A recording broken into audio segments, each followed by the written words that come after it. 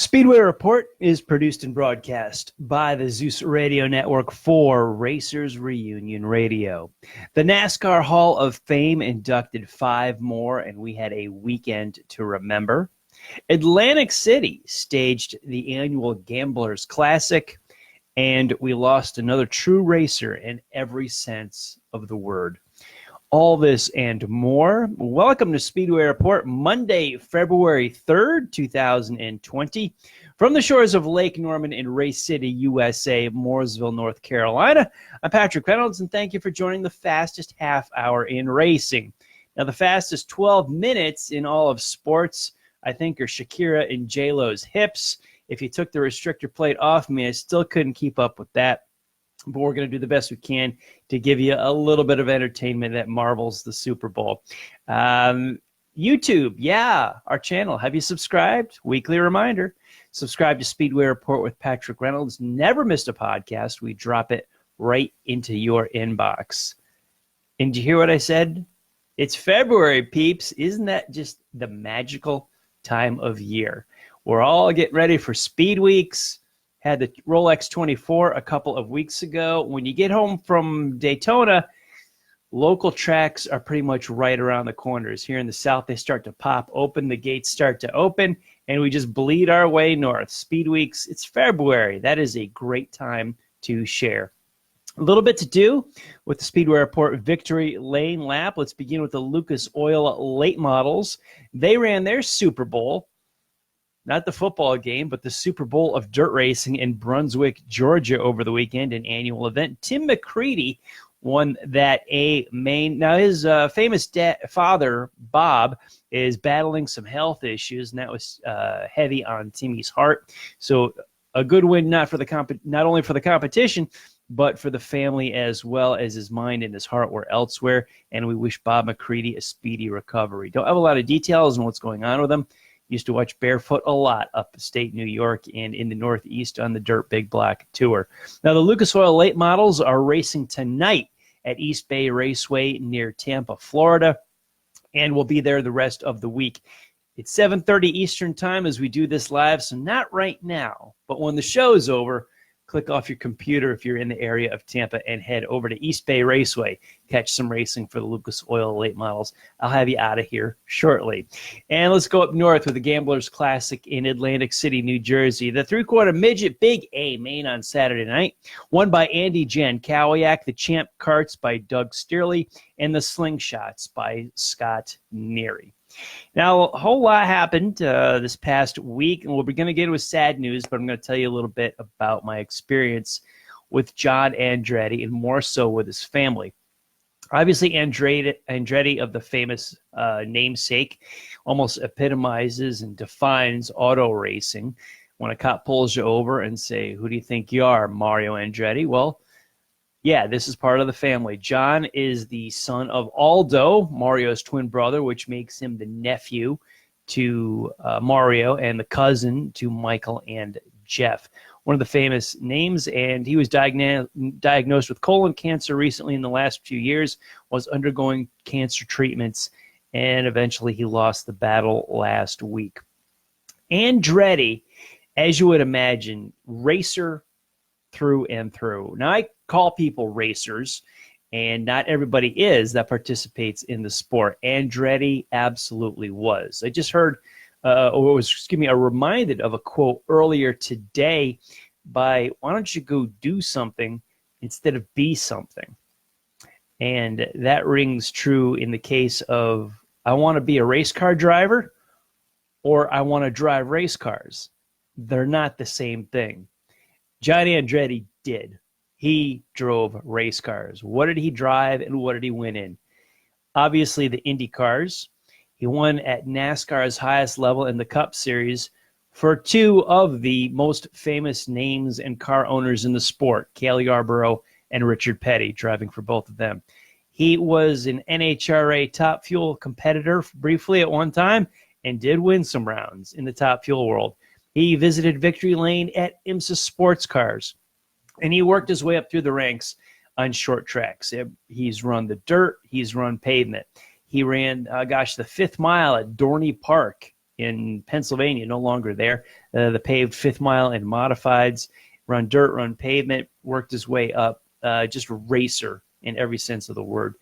That, I think, was meant a lot of the definition to me. Is one of the talents I've always admired, or a point in racing, is drivers that could hop from discipline to discipline. I've always been fascinated and highly impressed with folks like that.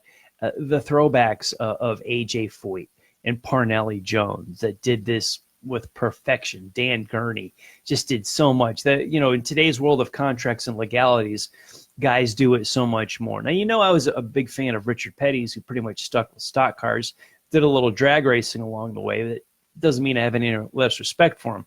He's probably my favorite driver. However, there's that aspect of drivers today that can hop from sprint cars to stock cars to sports cars and just different disciplines and show excellence, win in them. In more recent times, I think of a Tony Stewart, a Kyle Larson, Christopher Bell, these type of guys. It doesn't matter. They just need a steering wheel and a gas pedal, and they'll get the job done. John Andretti was that type of a guy. Now, he never put up Hall of Fame numbers in any particular series. But when you start making the check marks as to what he won in, there's very few drivers out there that would have that vast array on their resume. The numbers for each are not that high. However, across the spectrum, you'd be hard-pressed to find too many people that could compete with John Andretti with that many wins in that many different types of race cars. One of my biggest favorite memories of the Andretti family was actually talking to not John, but his son Jarrett in the garage area at the Indianapolis Motor Speedway. The year escapes me, but I'm going to guess it was around 2009, 2010, early 2010s maybe. I don't know, something like that. John was up in Indianapolis. It was race morning of the 500 in May, and it was one of the programs that John had put together in conjunction with Richard Petty. And because I remember Richard was there, and a lot of folks from NASCAR were there, and John was part of that. And I wound up saying hi to, saw John in the garage, saw Richard in the garage, and it was incredibly busy on 500 morning. But I wound up chatting with Jarrett. And at the time, Jarrett was in his teens and living around here in Mooresville, around Lake Norman. And I began chatting with Jarrett about school because he was about the same age as my son at the time. They were within a few years of each other. So we compared actually local school systems about where where Jarrett was going to school, where my son was going to school.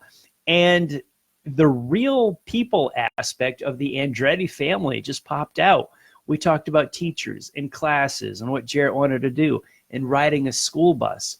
And the surreal memory of this is here I am in the in the garage area of an Andretti on race morning of an Indianapolis 500. And I'm talking about school systems. It's the father and me.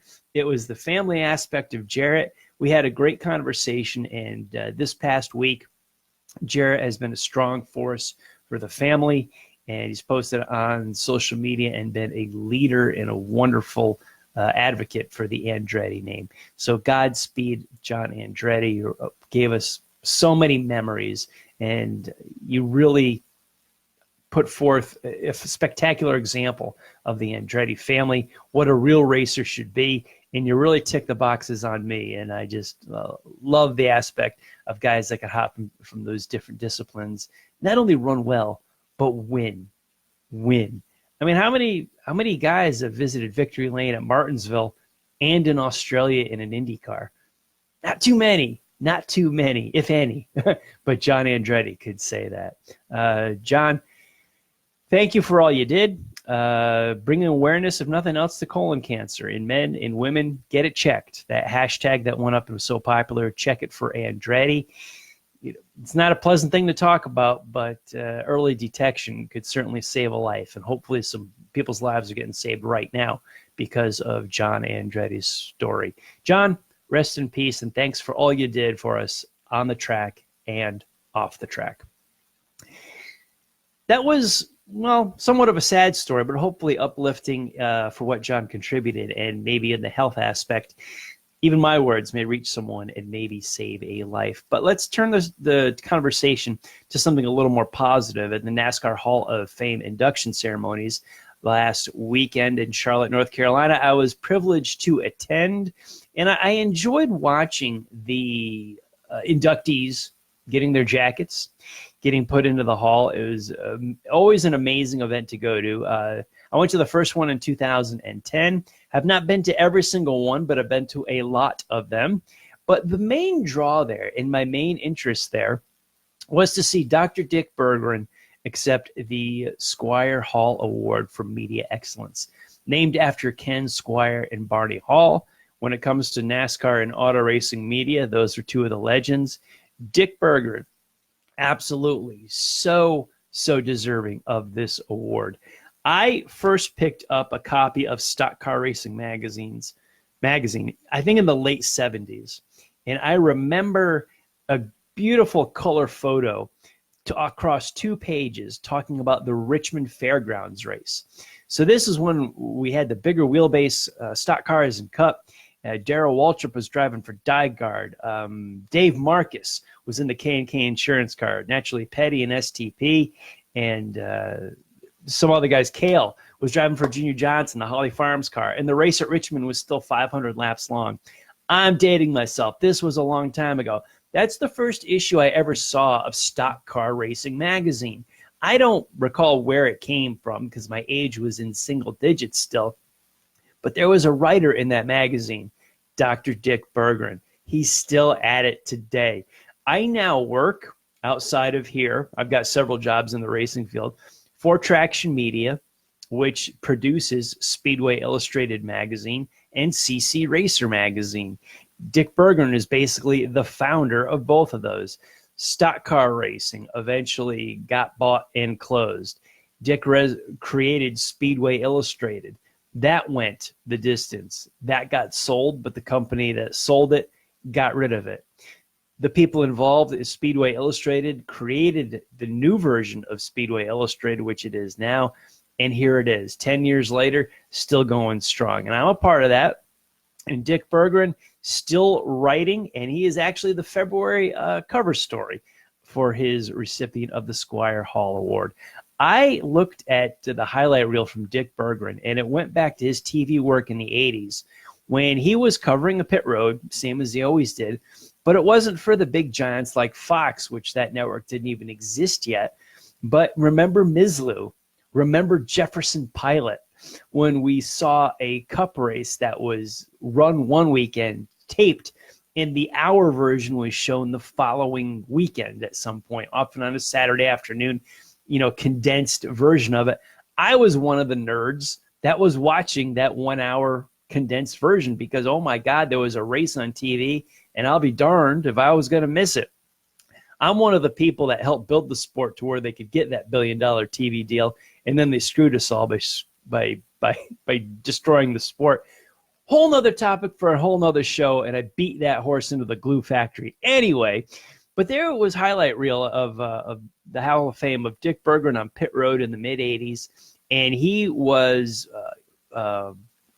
doing interviews with the Cup cars, and I remember these shows, they were not live. So many of the races at the time were not live. A bunch of them were, and this was in the 80s, it grew so much onto cable television. But it was a little bit of a surreal feeling that this is now part of the company that I am a part of.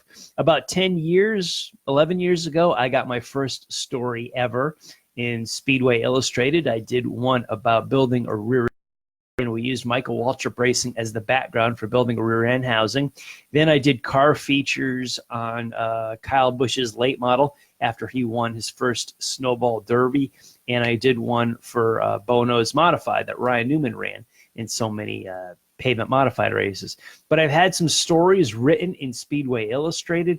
And as time went on, here I am actually on staff at the magazine, as well as doing this gig here. And it was a pleasure and an honor to actually watch Dick Berggren accept that. Dick has always been a storyteller. That's what he did. He was one of the reporters that you could compare to the Chris Economaki style, where he treated the broadcast with dignity and respect. And you guys know who I'm talking about. Not everybody does that today. Well, since this new TV deal came along about 20 years ago, there have been a lot of personalities on the different networks that wanted to make themselves the story. Dick Berggren told this story. You don't make yourself the story. You tell it. Good journalism, good reporting. Ask the questions, know the sport, and he did all of that. And Dr. Dickey set an example for all of us to follow, and I'm thrilled to be part of Speedway Illustrated and CC Racer. Dick Berggren, the winner this year of the Squire Hall Award at the NASCAR Hall of Fame induction ceremonies. Now, I want to ask about this Super Bowl, which I don't know the answer to. And if you're watching and you can throw in the comments here, what happened to the Super Bowl of dirt racing down in Brunswick, Georgia? I told you about that earlier, the race that Tim McCready won. It's the opening race for the Lucas Oil late models. But this used to be a 3-day show. I think it was 100 laps, and we had 20 grand or 30 grand to win on the final night. Now it's really shrunk, and it's a 50-lapper. Now, granted, McCready won about $12,000 for the win, but the status and impact of this, the Super Bowl of dirt racing, seems to have digressed and shrunk over the years. I want to know if anybody knows why. Lucas Oil does so much for dirt racing. So wherever you're watching, if you're watching it on a replay here, please throw that in the comments if you got some inside scoop as to why the track in Brunswick or the series has contracted this event. These used to be a really, really big kickoff to Speed Weeks. Everybody was heading to Florida. You stop into Georgia, make a cool 20 grand for winning the race, and it was a big deal. But it's just kind of, I don't know, kind of diminishing a little bit. I want to know what happened to it. So if you could throw that in the comments, I'm curious. I'm a short tracker, and I'm heading to Florida. I'll be in Florida next week, so and it'll be all short track racing. So I'm looking forward to that. And if you give me some answers on this before I get to Florida, that would be cool. So I'm putting my future in the hands of my audience. Is anyone else like me and you follow this NFL Super Bowl? And to me, when it's on Fox, it's just an extended version of the Daytona 500 pre-race. Commercials? Yeah, I was looking for the promos for the Daytona 500, which I didn't think were that impressive. I still don't know the start time, if we're going to do an early one or a later green flag. But, yeah, to me, the NFL, you guys that know me, you know, if it's got an engine in it and goes fast, I'm into it. If it's played with a stick or a ball, I don't follow it too much and don't know a whole lot. So when the big football game is played, when it's on Fox, it seems like a Daytona 500 extended pre-race as we're 2 weeks out from the 500. And I certainly want to talk about Tim McCready one last time. I'm going to give him the nod for our Racer of the Week and our tribute to Motor Week Illustrated and Dave Despain.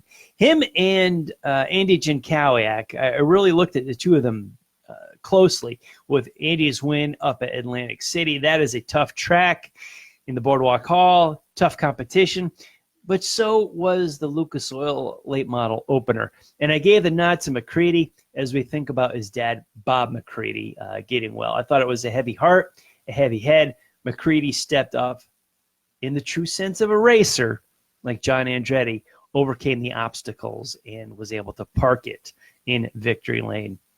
And we have a new audience member.